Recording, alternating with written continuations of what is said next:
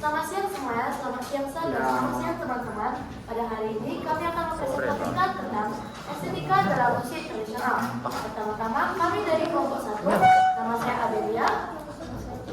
Nama saya Alda. Nama saya Sabrina. Nama saya Alda. Nama saya Ada punya aduh kok kelompok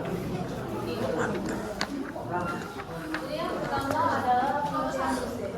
Nah, musik dalam bahasa Indonesia adalah seni atau ilmu yang terdiri dari nada atau bunyi-bunyian yang disusun berdasarkan urutan, kombinasi, ataupun hubungan temporal yang menghasilkan komposisi perkara memiliki kesatuan atau keseimbangan.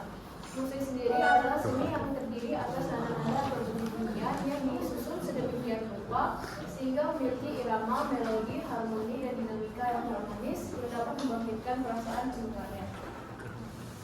Menurut para ahli, yang pertama adalah Thomas Clifton. Menurutnya musik adalah kumpulan dari suara atau keheningan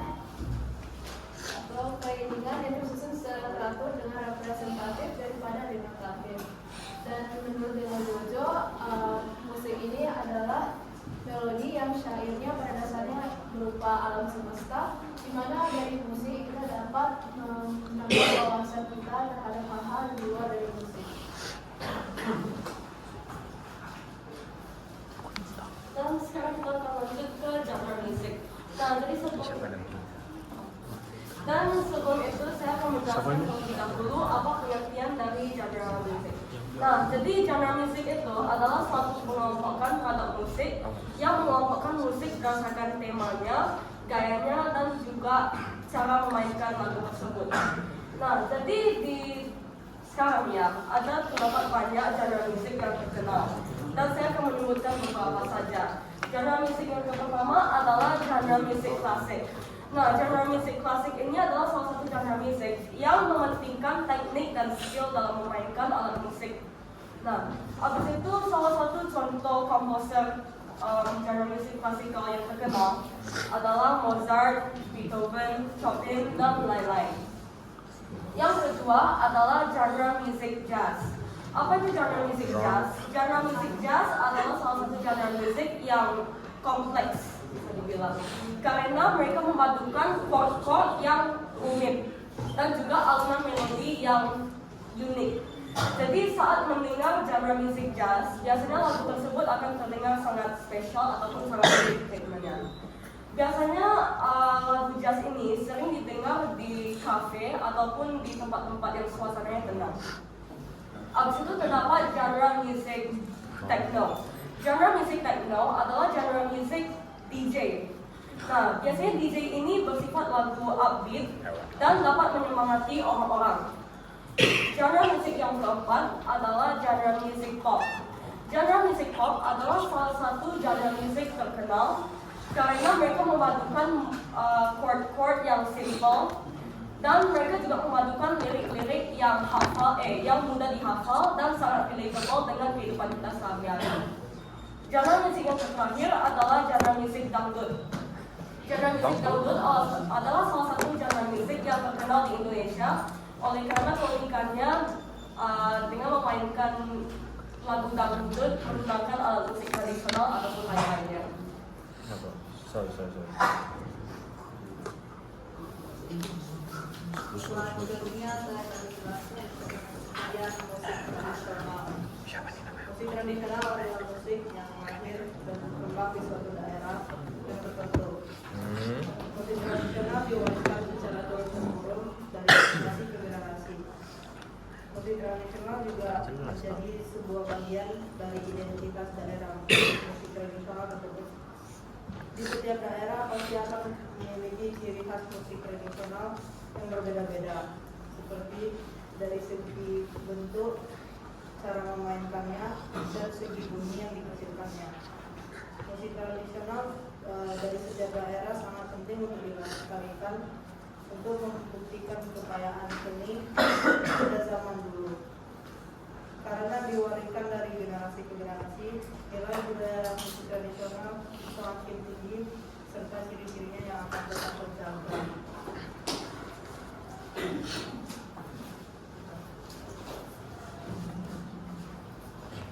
Nah, selanjutnya kita punya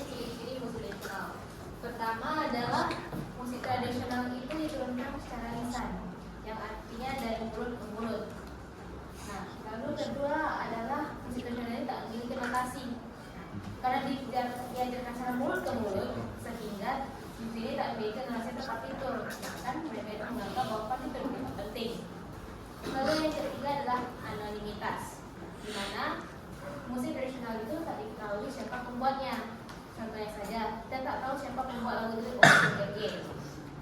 Lalu yang keempat adalah pemain pemusik tradisional itu tak berspesialisasi, yang dimana pemain musik tradisional itu tak hanya mempelajari satu alat musik saja, melainkan mereka juga mempelajari alat musik lain seperti gamelan, talempong, ataupun kompak. Lalu yang selanjutnya adalah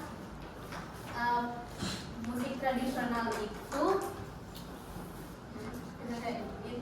tidak dapat dinikmati oleh kalangan di luar daerah yang membuat musik itu sendiri. Karena zaman dahulu itu kan musik itu tidak terlalu besar seluruh Indonesia, sehingga musik sebenarnya di Maluku tak dapat dinikmati di Sumatera Barat. Lalu yang terakhir adalah musik tradisional itu membawa syair ataupun sebuah alunan melodi dari masing-masing daerah. Lalu selanjutnya adalah musik tradisional itu menggunakan alat musik khas dari daerah sendiri.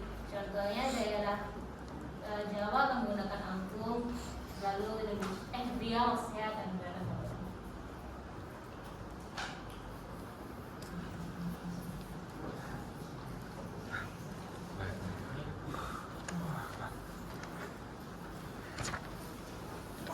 Estetika musik berkaitan dengan pandangan seseorang dalam melihat suatu keindahan. Nilai estetikanya relatif dan berbeda setiap individunya. Menurut Sam Cornelius, nilai estetika subjektif adalah penilaian yang dilandasi dengan pengalaman seseorang saat melihat suatu keindahan karya seni. Nah, setiap individu memiliki pengalaman yang berbeda-beda. Oleh karena itu, nilai estetika subjektifnya juga berbeda-beda setiap individu. Selanjutnya ada contoh estetika subjektif. Yang pertama, contoh nilai estetika subjektif dalam musik. Misalnya, pandangan seseorang terhadap genre musik. Genre musik ada pop, klasik, rock, dan lain-lain.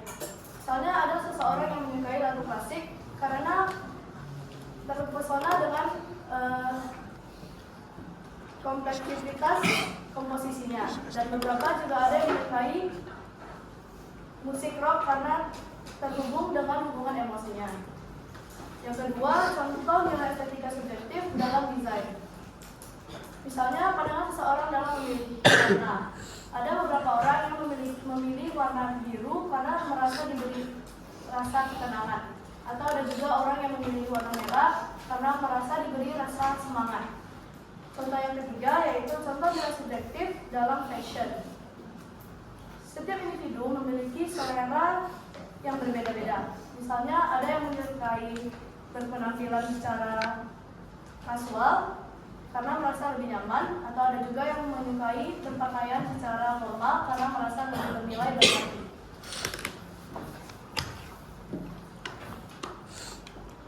Selanjutnya saya akan membahas nilai estetika subjektif. Nilai estetika subjektif itu merujuk pada nilai yang dapat diukur atau dinilai secara universal tanpa memperhatikan preferensi pribadi. Nilai estetika objektif ini adalah penilaian estetika objektif yang dilakukan berdasarkan bagaimana suatu karya diwujudkan dengan keterampilan dan teknik yang tepat, serta memperhatikan elemen-elemen yang membentuk karya tersebut. Selain itu juga mempertimbangkan struktur dan bentuk-bentuk karya yang disusun sesuai dengan prinsip-prinsip estetika sehingga menciptakan kesan yang harmonis dan berstandar secara universal. Hal ini berarti nilai estetika objektif itu tidak bergantung pada nilai preferensi individu ataupun subjektivitas, melainkan berdasarkan pada prinsip-prinsip dan standar estetika yang telah diakui oleh masyarakat atau komunitas tertentu. Nilai estetika objektif ini dapat nilai estetika objektif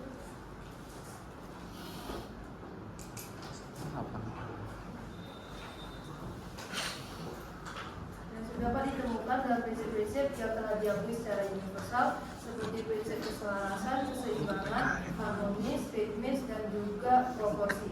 Prinsip-prinsip ini dapat dinilai dan diukur berdasarkan aturan atau kompresor. Contoh nilai estetika objektif dalam musik dapat ditemukan dalam komposisi musik, penggunaan alat musik, dan teknik vokal yang baik. Aransemen musik yang bagus, penggunaan alat musik dengan teknik yang sempurna, dan vokal yang harmonis dianggap memiliki nilai estetika objektif yang tinggi. Misalnya dalam simfoni klasik seperti Simfoni nomor 9 oleh Beethoven.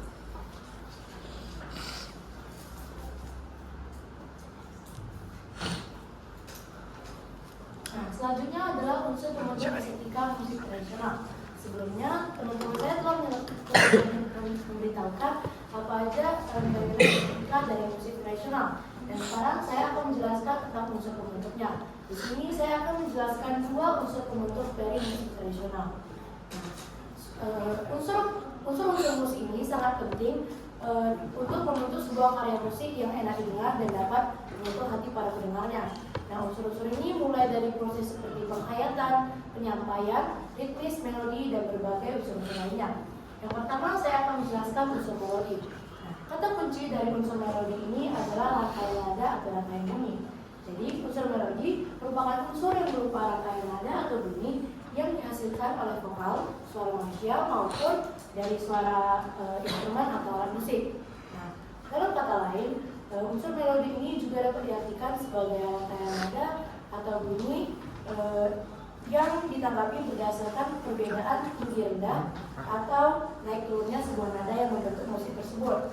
Dan juga melodi merupakan salah satu unsur yang dapat berbentuk seperti penuh atau utuh, atau dia juga dapat berbentuk hanya penggalan melodi musik. Nah, dan selanjutnya adalah unsur harmoni. Untuk unsur harmoni, kata kuncinya adalah keselarasan. Jadi, unsur harmoni adalah unsur musik yang berhubungan dengan keselarasan antar bunyi dalam musik tersebut. Secara teknik, unsur ini meliputi peranan, susunan, dan juga hubungan dari berbagai bunyi yang terdapat di dalam sebuah musik. Nah, dalam unsur harmoni ini terdapat dua elemen, yaitu interval dan juga akord. Interval adalah susunan nada-nada yang diputar atau dibunyikan pada saat bersamaan. Sedangkan akord adalah unsur yang mengiringi musik lagu. Dan sisa unsur pembentuknya akan dijelaskan oleh teman saya di sana. Sekarang saya akan melanjutkan presentasi dari awal tentang unsur pembentuk dari musik tradisional. Yang ketiga yaitu adalah gaya bahasa. Gaya bahasa ini mengacu pada ekspresi bagaimana kita menyampaikan suatu karya musik. Cara penyampaiannya itu bisa berupa lirik, improvisasi, ataupun teknik atau cara kita dalam memainkan satu alat musik. Gaya bahasa juga mencakup bagaimana gaya bahasa dalam suatu daerah atau tradisi dari musik tersebut berasal. Ciri khasnya yaitu di banyak tradisi. Gaya bahasa ini bisa berupa seperti teknik cengkok yang dari Melayu. Ciri khasnya yaitu teknik penceritaan yang bisa mencakup improvisasi vokal dan juga melodi yang ekspresif. Lalu, nilai estetika itu terletak pada kedalaman ekspresi dan kemampuan musik untuk menyampaikan makna yang lebih dari sekedar suara saja. Selanjutnya, saya akan menjelaskan tentang tempo. Tempo ini tuh sangat penting dalam unsur pembentukan musik tradisional. Tempo ini tuh berhubungan erat dengan bagaimana menciptakan suatu suasana hati para pendengar ataupun atmosfer dari para pendengar tersebut. Ciri khasnya yaitu misalnya dalam Bali kita biasanya menggunakan gamelan. Gamelan itu biasanya digunakan dengan cepat dan dinamis, dan ini memberikan rasa yang kegembiraan. Dan misalnya di tradisi lain itu menggunakan musik yang temponya itu cenderung lambat, dan ini menyebabkan suasana hati yang cenderung sedih dan mengharukan. Lalu nilai estetika itu terletak pada perubahan tempo yang dapat menyebabkan perubahan emosional juga pada telinga para pendengarnya. Sekian dari presentasi kami, terima kasih.